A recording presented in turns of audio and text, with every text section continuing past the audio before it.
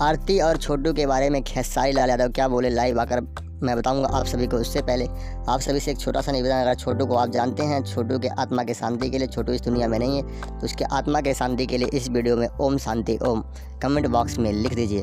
तो जय हिंद साथियों, देर ना करते हुए हम आपको बताने वाले हैं बिहार की जो घटना है। अभी प्रेम में हत्या कर दी गई छोटू यादव की।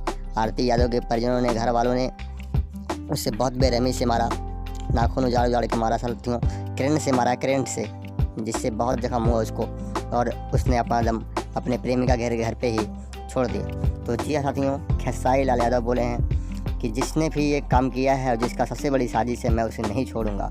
बिहार सरकार से निवेदन करता हूँ, भारत सरकार से निवेदन करता हूँ कि उसे फांसी की सज़ा होनी चाहिए। खेसारी लाल यादव एक प्रोग्राम में गए थे, वही प्रोग्राम में बोले। तो जी हाँ साथियों, वीडियो कैसी लगी कमेंट बॉक्स में ज़रूर बताना और आप लोग अफवाह से बच कर रहें। अफवाह यूट्यूब पे बहुत ज़्यादा फैलाया जा रहा है। तो जय हिंद साथियों, फिर मिलेंगे नेक्स्ट वीडियो में। सब्सक्राइब कर लीजिएगा।